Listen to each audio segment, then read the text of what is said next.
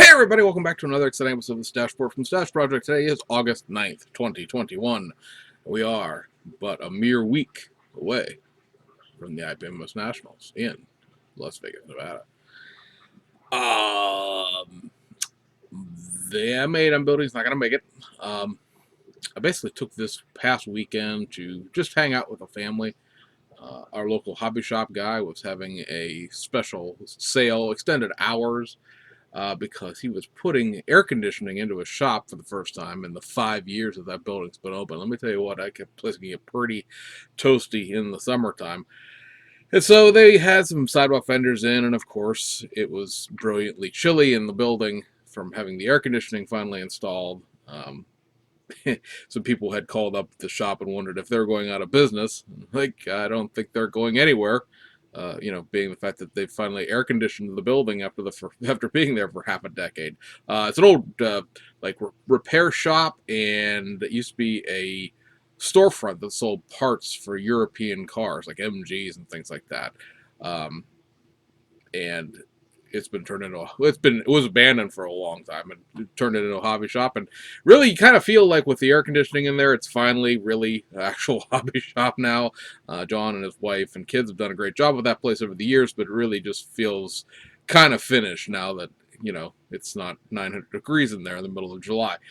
But the store was open at 9 a.m. rather than as normal 11 a.m. For a night shift person like me. Having a building open at 9 o'clock in the morning when one gets off of work is a very handy thing to have.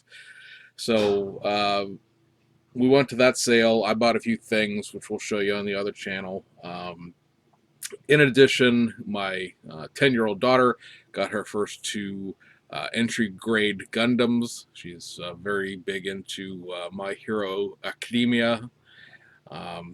My son got himself another Brooder toy, which are these big 1/16 scale plastic diecast trucks. He had an ambulance. Now he has a aerial fire truck based on a Mack Granite chassis, which I don't think I've actually ever seen, but apparently must be a thing in Germany where the Brooder is based out of. So everybody left the shop happy except me, because in all of the leaving of the shop, I left a bag with about $80 worth of stuff in it at the store by accident. They had called us to let us know, and couldn't really go back out to get it because right as we were leaving the shop, a semi came off of the Pennsylvania Turnpike onto the interstate that runs along our neck of the woods and rolled his truck off of the turnpike onto the interstate and closed the interstate. So as of yet, we haven't managed to hook back up to get that. Hopefully I'll have a chance to swing out that way maybe before we leave for Nats. I took the day off before we're flying because there was no way in the world working night shift I would get back in time, so hopefully I can run out there that day. But at any rate, yeah, so the M8 isn't being put in the shelf of doom. We're still plugging on it in the background. It's probably more than 50% of the way done. The paint's done, the bodywork obviously done, but the paint's done. We started putting all the carbon fiber decals on the body. Chassis is almost on wheels, and then I have to carbon fiber the bottom of the chassis. I'm going to do a bench update, hopefully again before I leave for Vegas.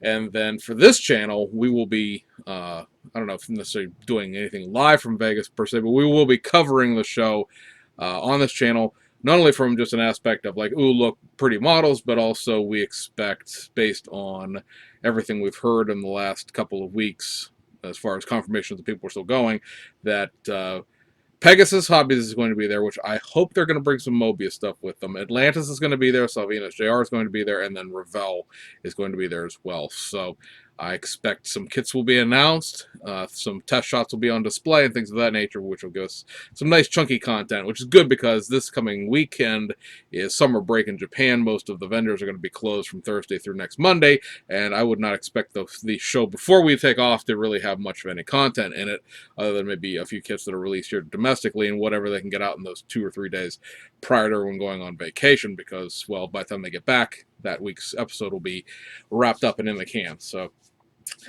that, guys, updates the Nat stuff. On to why you actually showed up here, because you didn't come for 5 minutes and be blathering on about a model contest in Las Vegas that you're not going to. We have the new kit announcements for Hasegawa for October, and also Aoshima's kit announcements for November, and then we have a number of kit releases this week. A couple of domestic things, a new kit from Savvy SJR has been announced, as well as just the plethora of Japanese kits that we normally get. There's Aoshima still cleaning up their July stuff. And then we got a bunch of the August wheel sets in earlier this week as well. So some few things to look at. So off into that world we shall go. Hasegawa for October. They are going to be reissuing their Toyota Celica GT4. This is the street version of the rally car that they do, with a resin chin spoiler. Resin spoiler, all the things. Nothing else changed about the kit, just throwing a spoiler, a resin chin spoiler on it. It looks ridiculous. It's honestly, some of these have been like, oh, that's kind of cool. Not my thing, but, you know, okay. Some people will buy that. This just looks stupid to me, but, you know.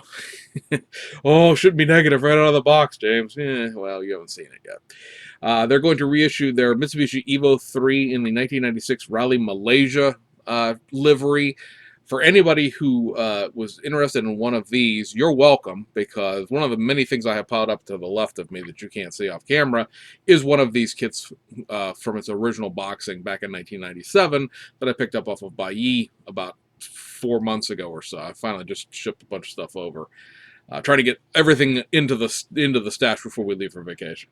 And my decals are pretty roasty toasty in them, as you might expect from being from 1997. And I had made a joke to a couple of different people online when I got the kit in several months ago. You watch, now they'll reissue it. Because other than the Rally Canberra version, they have not been doing any of the Asia Pacific Rally liveries. And there are a number of them spanning several years' worth of cars.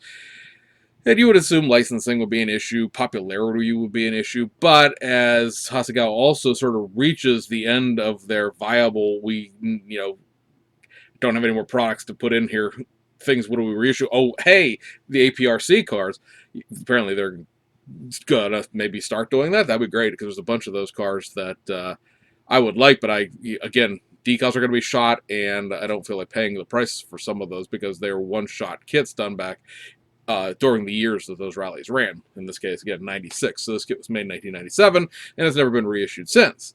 So it's a little pricey if you can find one, and if you do find one, like mine, your decals are probably not going to be necessarily usable. Now, I could have probably bleached mine out, and if I had to redraw the parts that wouldn't work, because there are a couple of, most of the decal sheet looks good, the edge of it's kind of iffy.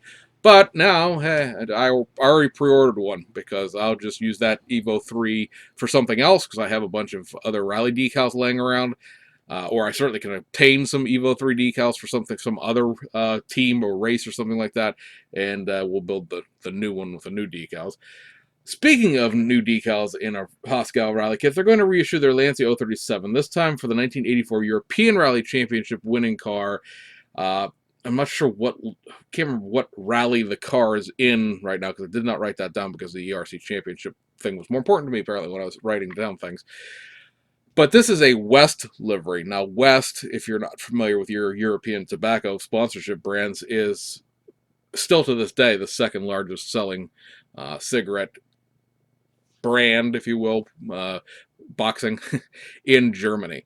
And this will be another kit, much like the Rothmans, don't call it a Rothmans 037 that is just came out. It's not going to include the decals to do the actual tobacco livery.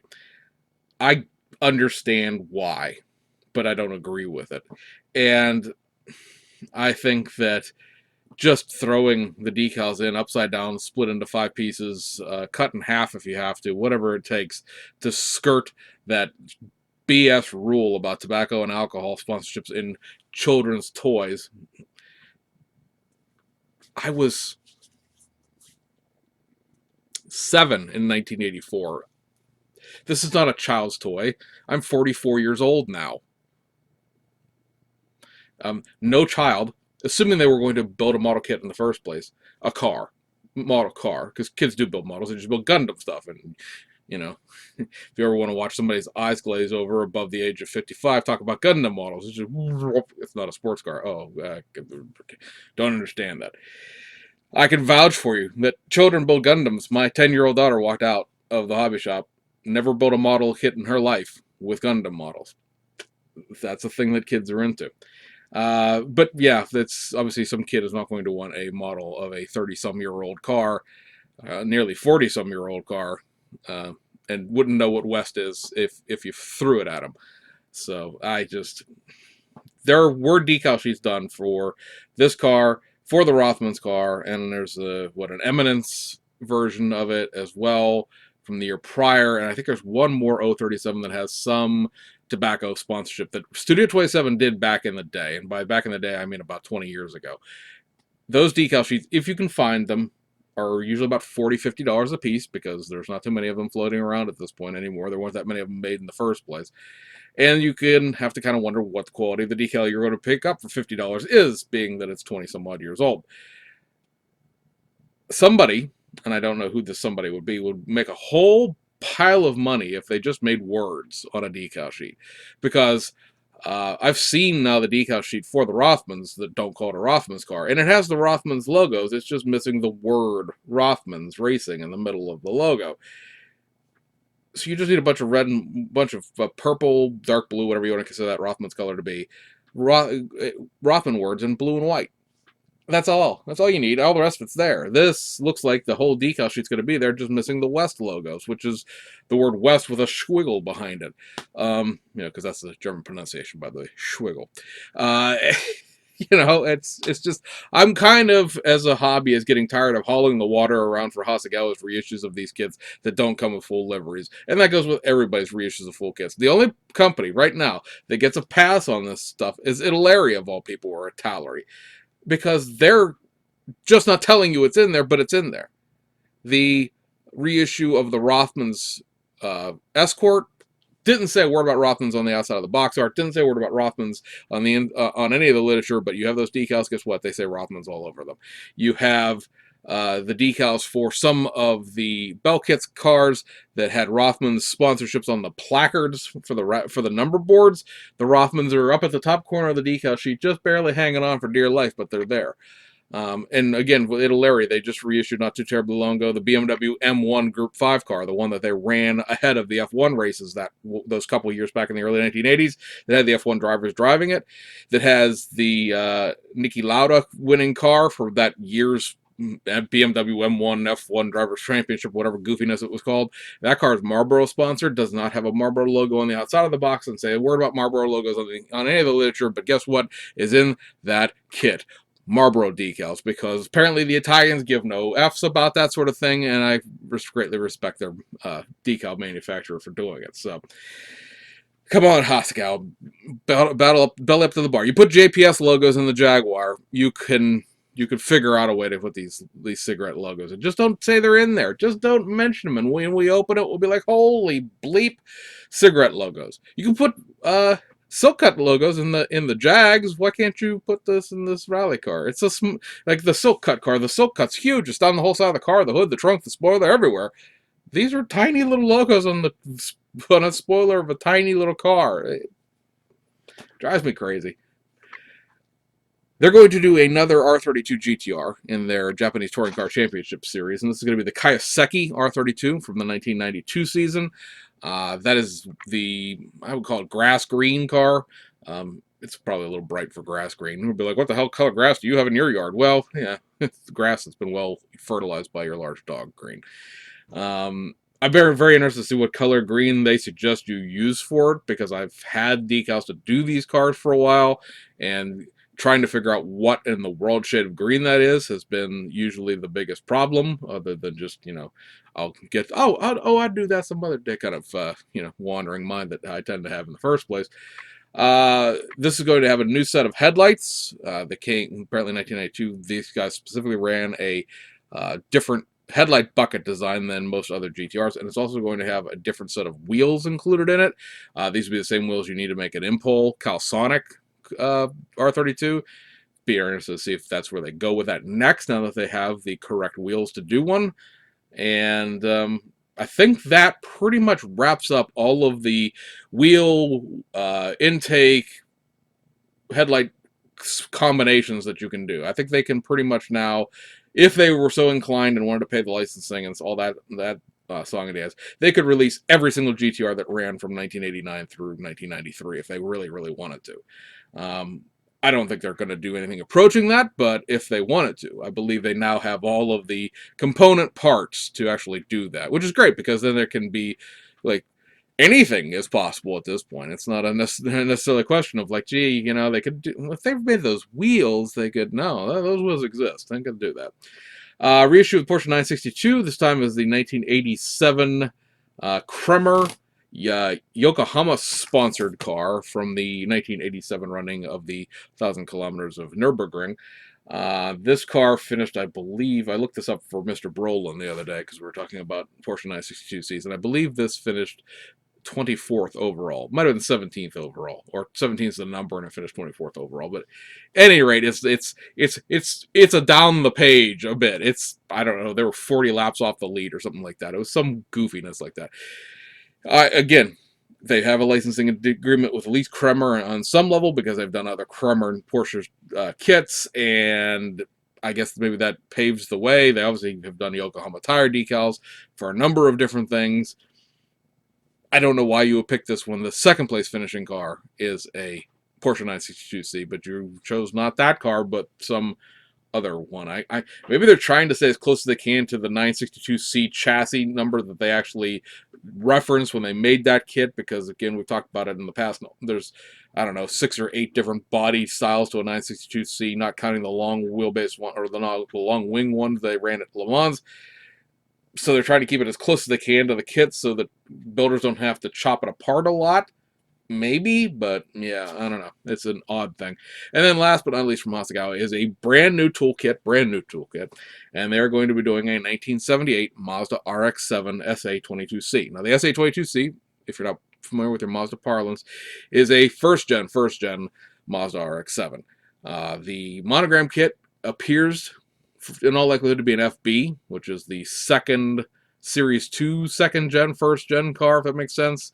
There are basically what are known as Series 1, Series 2, Series 3, and a turbo. There are 4 different models of the RX-7, if you will, made in the first gen.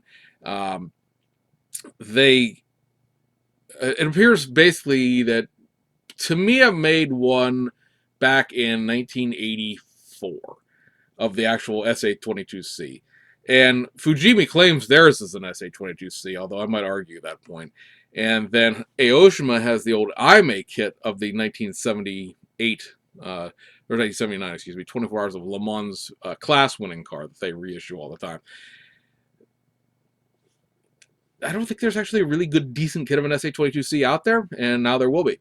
It's going to be a curbside, so sorry, but at this point, I think there's enough early rotaries floating around between kit ones and resin ones to pretty much satisfy the demand for that if you really, really, really wanted to put the engine compartment in this. And if not, I'm sure somebody will do a new one for this new kit as well. Looking at a few things on the body here, pulled the test shots down off of Hobby Search when they posted them. It looks like this car obviously is going to have a whole bunch of things planned for it. Namely, if you look at the side here, it's got the indents for the first gen body moldings, but it also has those holes, and they're only on one side of the test shot, which is basically a proof of concept, right? Show that they're there, but they're not on both sides. So you molded one side the way the kit's going to come out, and one side with everything open on it, basically, so that you could see and make sure that everything fits, all of the parts. Remember, kits are tooled all at once, not over the course of years. And that would be the trim for the Series 2, Series 3 turbo type of side trim. The back end here, you see the license plate surround is missing, so that's a separate piece. That certainly allows this kit to get the Series 2, Series 3 turbo style rear ends put on them beyond just the first gen SA22C rear end. Possibly, I'm not sure where the fuel fillers are in a racing RX-7, if they're necessarily where the license plate would be, if they're up on the fenders, but it certainly gives that ability, if they're in the back deck, like some race cars were at that point in time, to have an interchangeable piece for the fuel filler doors between the headlights, or between the taillights, rather. And then if you look at this interior piece, you notice that, much like the Supra and the R32 GTR, there's no floor here, just a steel stamping.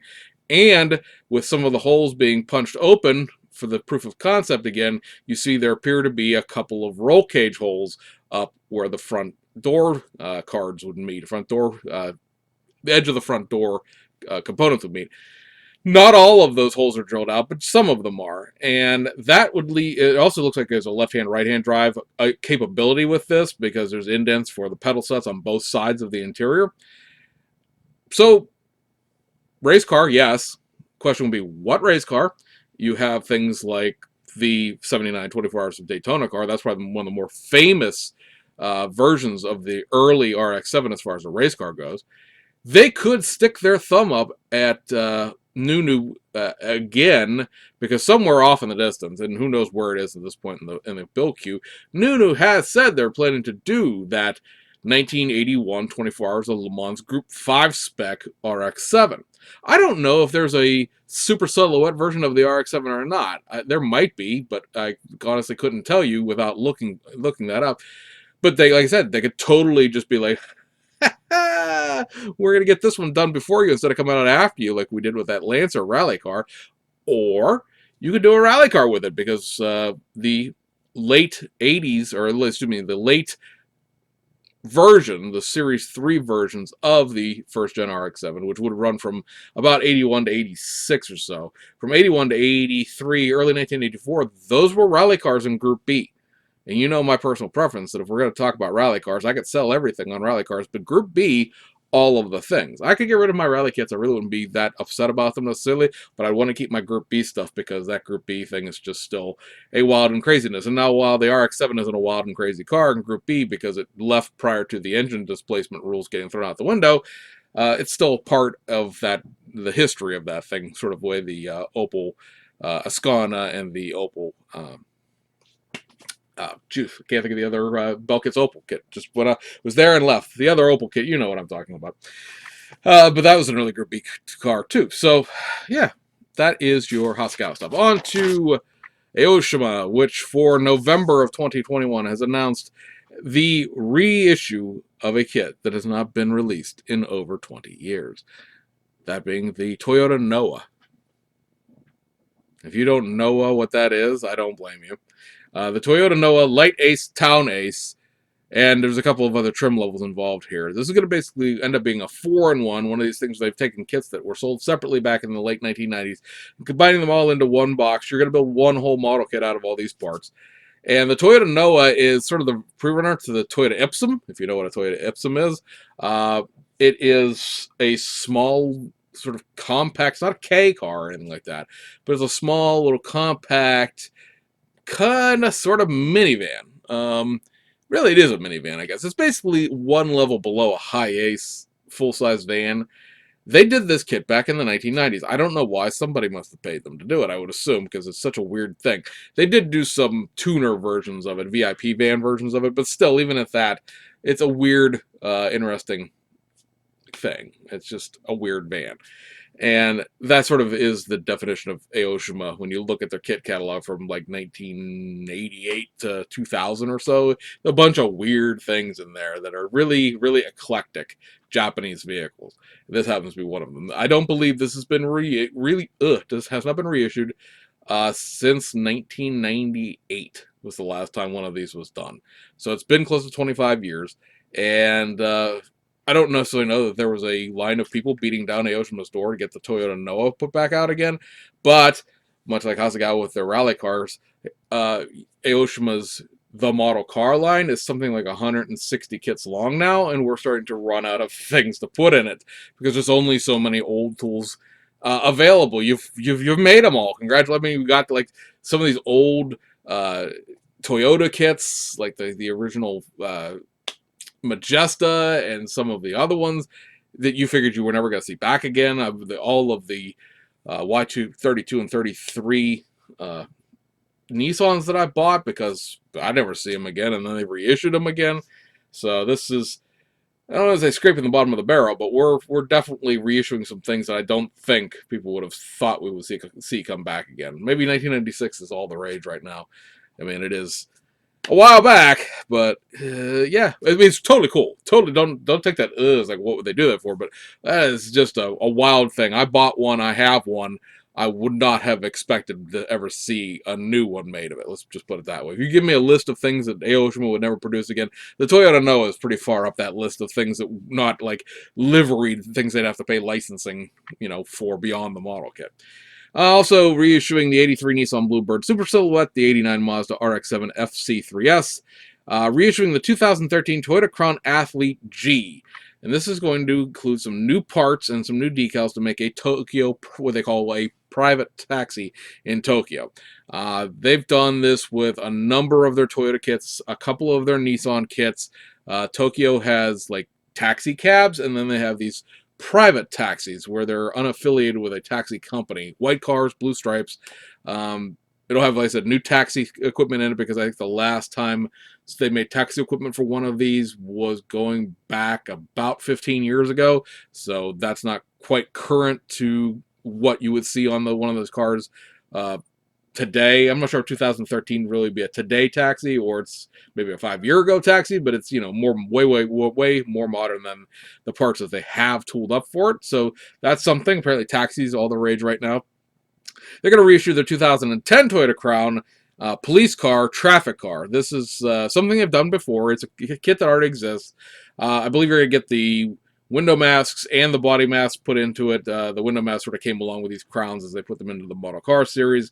The body markings have always sort of been there, help you paint the Widow's Peak and the two-tone black and white that all Japanese police cars are.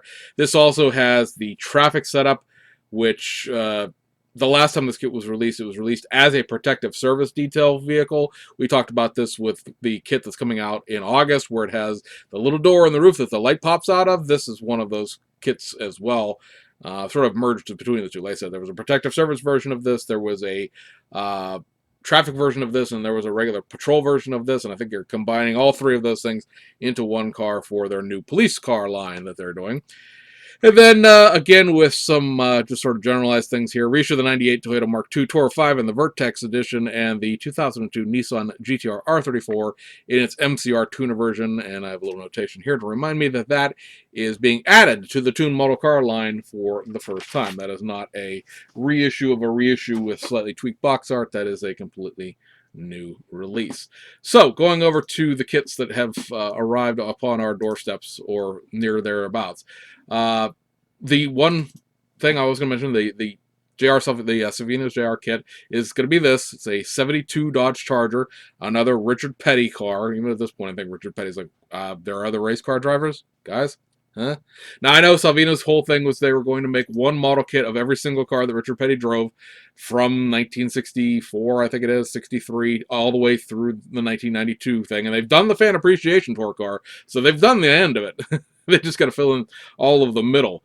And if you know Richard Petty cars, you should know some of the kits that will be coming out from Salvino's over the course of the next several years. But yeah, there shouldn't be anything changed there except the new decal sheet.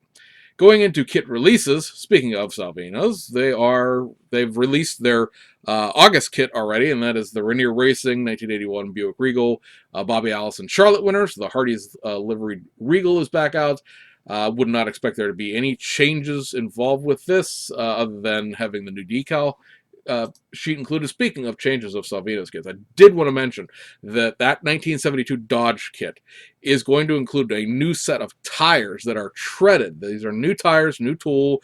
They do not exist on anything else. No word if they're going to sell them separately so you can put them onto other things. But apparently, I will admit this is 5 years before I was even born. It's well beyond my field of experience that they ran treaded tires, or at least something resembling treaded tires in NASCAR back then. And they have gone ahead and tooled those tires up for that next release of the kit, which at this point I wouldn't necessarily be surprised to see come out before the end of August, but it's really their September release. So we will keep an eye on that and inform you appropriately when that is released. And then we have two more domestic releases from the folks over at Round 2 at AMT. So first up, you have this, the Miller Genuine Draft. Somehow it's an adult collectible, so this is okay, but I can't have a tobacco license in my Lancia. GMC Astro 95. So this is the first half of the two kits that will make up that old 1977 truck and trailer set. Although, to be fair, I've seen some people like, well, this was a set back in the day. They did sell them separately back in the day as well. So now, will they sell them as a set? I don't know. Probably not. There's nothing in what appears to be the last half of this year's kit releases that would indicate they're going to do that. I suggest you just buy the two separately and hope that you can't save $5 later. If I'm wrong, I guess you can send me a bill that I'll never pay for your $5. But this kit should have absolutely nothing new about it. It's the same GMC Astro that has come out the last several times. It does not include the turbine engine or anything else like that, because remember, they're selling that turbine separately, and it'll be that way for a while. But you do get the new Miller decal sheet. It's a pretty robust decal sheet. It has a couple of different options for trailers if you don't want to actually wait for the trailer kit to come out. It looks like there are big side panel Miller decals for a trailer. So that we'll leave that option for you. I should mention the last Astro reissue is not too terribly long ago. You should still be able to find it online in hobby shops and stuff like that. This Miller branded one is $10 more than the other one, so keep that in mind. And speaking of things that are slightly less expensive than their alternative, you have a reissue of this, the GMC General sans the Coke stuff. So this is about $8 less than the Coke kit. If you already bought a Coke kit, sorry about that. You should have been more patient, I guess. This has, of course, the original, well, not the original box art. I think this is the second release box art from the late 1970s. Does include a whole new set of decals in here, so you get the stripes that are on the box art, plus several other what they consider to be authentic GMC color trim. The parts content should be completely and totally identical to the Coke kit and this kit as it's come through the years. It's been reissued by AMT several times from the 1970s through last year when the Coke kit came out.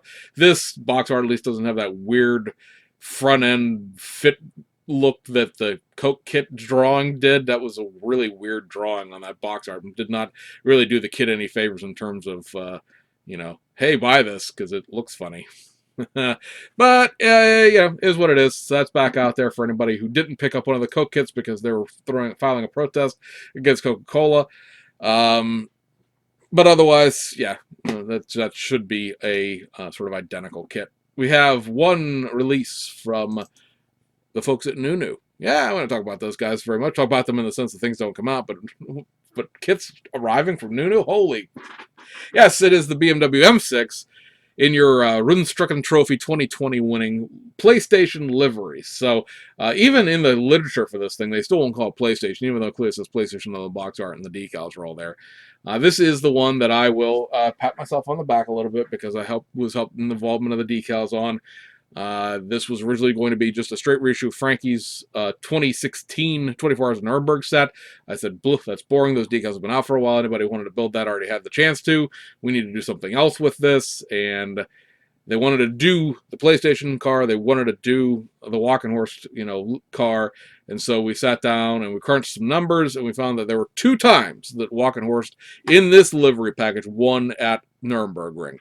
And that was a qualification race in 2019, and then they won this, what is now known as the NLS, used to be the VLN series race in 2020. It was basically the opening round because of coronavirus delaying the season. It was supposed to be the 4th round of that year. This is the last time that the M6 ran the PlayStation livery. It was changed to a completely different total energy, excuse me. They've changed the oil to energy now, but to a total energy livery. The next race after this, 2 weeks later, I think it was about 2 weeks later. They ran a couple races real quick together, and then there was a big gap over the summer. At any rate, this is the winning car from that race. So winner, chicken dinner on the livery there. Most of this was just a reprint of Frankie's decal sheet. And then, of course, the placards are different. There's some different associate sponsorships. The drivers have changed. But, yeah, I'm very happy to have been involved in that to keep basically what was going to be a reissue of a reissue from hitting the shelves. The M6 gets a lot of static, deservedly so in some aspects, and it didn't need to be hey, I already own a set of these decals, and why do I need another one of these kind of things? Because I've seen that already come up about that release. What's different about it? Well, it's a different livery. Well, I already have the Nuremberg one. Oh, the Nuremberg one barely finished the race. This one won? I don't know, but at any rate. The detail upset for this, Nunu and BMAX, they do this. Every single release has different decals. Not different decals, but a different specific detail upset, so this is that one. It's the same one as been all the M6s, so it's a sheet of PE, 3 or 4 sheets of carbon fiber for the chassis and some of the interior bits, your seatbelt material, your air jack, and your antenna. And then over at Hasegawa, we got 2 releases this week. We got first up from the August stuff, the Denso Toyota 87C 1987 Le Mans car. An abysmal finish from this car as far as where it finished in the actual race. It's still a cool livery nonetheless, sort of red and white Denso related Toyota Team Tom's livery. They, very associated with Minolta, but this red and white car is also a very popular livery package with the Team Tom stuff. So that's out there. It requires you to get 1 millimeter thick plate sheet and fill in parts of the rear wheel wells. As far as the biggest visual modification between this car and how the kit comes, I'm sure there are other problems with it as far as that goes, because their car is an 88C, not an 87C, so we're backdating a kit as it is, and then I'm sure that if you sat down with real pictures of this car versus the model kit, that's not the only difference, but that's the biggest difference they call out in the decal sheet, is the fact that you do have to reshape those rear fenders. So know that going in. You plan to buy one of those and you care about that sort of thing. And then the last of the July kits from Hasegawa was released as well, and that is this Nissan Bluebird 4-door in the 1990 late version of the SSSR. So we talked about this when the original version of this was released. The SSSR is the closest thing to a rally-ready vehicle that you could purchase off a showroom floor at any point in time ever in history, basically. The Spec C Impreza, pretty close, but this was actually closer because it has a roll cage already installed in it. There's a new set of wheels here. New set of wheels. Trying to talk too fast. I'm running out of record time. New set of wheels. A new bumper. A new hood scoop. There's changes to the seats as well. And I also believe the rear, not so much the rear fascia, but the rear glass area. So new glass, new reflectors, things like that are changed as well. So there's about a sprue and a half of new parts included here. One interesting thing about this kit that I was waiting to see what they were going to do with was the livery scheme. Like, that's a pretty, complicated Nissan tricolor. And painting that would be kind of difficult. But they did just solid here. All of it is on the decal sheet. Now, some people have, been a little meh about Hasegawa's decal quality when they're not done by Cartograph. This one is not. But it does, if nothing else, you could use them as a guideline for masks and paint the tricolors yourself if you really wanted to. But I think it's pretty nice in the case, because Hasegawa is usually a company where they'll jip you on the color decals if they can. For them to do the entire color layout is pretty cool. So that is included in that one. And then we have the kits for Aoshima, which is a bunch of reissues, and then, like I said, some wheel sets. So these reissues are just boxed reissues, nothing new about them. These were July kits that are just straggling in sort of late into the first week of August here. So first up, this 1977 Ken and Mary, the Mr. and Mrs. Skyline 2000 GTES, built it as a GTE, built it as a GTS, decals do those work. It's an old motorized 1980s kit, so know that going in, but it is sort of remember when we had the Summer of Skylines about 2 years ago? That's what this is from. And then speaking of that, you have the Ken and Mary C110 2000 GTX kit being reissued as well. And then we have the 2015 Toyota Crown Royal Saloon. Note, you could build this as a 2013 or a 2015 car, depending on which grille and front air dam selection you make. There's a couple other little bits and pieces as well. Most of it's paint and decals. But pick one. You only get one in the box, but you do have the option to build either one. And then a reissue of the 1990 Toyota Estima. You may recall this one was a majorly modified kit that they did about 2 years ago, where they tooled up a factory stock Estima here with new interior pieces, because they had done Lucidas and things like that in the past, but they had not done an Estima, so that was required a whole bunch of parts to factory stock up this thing, and so that's back out. And then a reissue of the 1999 Nissan Silvia S15 Type R, a reissue of the 1982 Toyota Celica Double X, or the Celica Super as we call it here. Remember, this is JDM only, so it is just the Celica Double X. And then lastly, a reissue of the Lamborghini Murcielago SV. Super Velocity? That's right? Super Veloce. There, I've said it one time for that one person who keeps picking on the fact that I refuse to pronounce it, super veloce. It's Italian. I insult a bunch of people in New Jersey by doing the motion with the fake accent. So, yeah, that's back out there. And then the wheel sets are a bunch of things that are being run with the Grand Champions kits and stuff like that. So you have the what they call the short rims. So these are narrower, sort of, I don't want to call factory stock because they're obviously aftermarket wheels, but they're regular depth wheels. They're not the big deep dish wheels. So you have the equipped short rims, the Mark III short rims, the, let's see, we have more than just the two. Where'd the rest of them go? Or maybe we just had the two. I thought there was more than two. Nope, I guess not. All right, well, anyway, over to 19-inch wheel sets. We have the Kranze LXZs, the Kranze Borfus, the Amistad Rotino, the Wedsport SA 70s, which apparently are 18-inch wheels. Yes, that's right. You saw me literally have a brain freeze right there live in person that I'm not going to edit out because all of these are 19-inch wheels except this one set of them, which are 18-inch wheels. Anyways, you get the Rays Volk Racing GTCs in the Super Advan Racing version 2s, which are a weird, not quite committing to that three-spoke thing. So that, guys, is, girls, if there are any, is this week's video. So I hope you guys had a great weekend. Maybe you got to spend some time with your family. You know, you can never get that time back until you realize that I need that time back to build this. Oh, so it's worth it. The kids are young. They're never really are going to be 10 and 8 again. So hope you guys had a great weekend. We'll see you guys on the other side.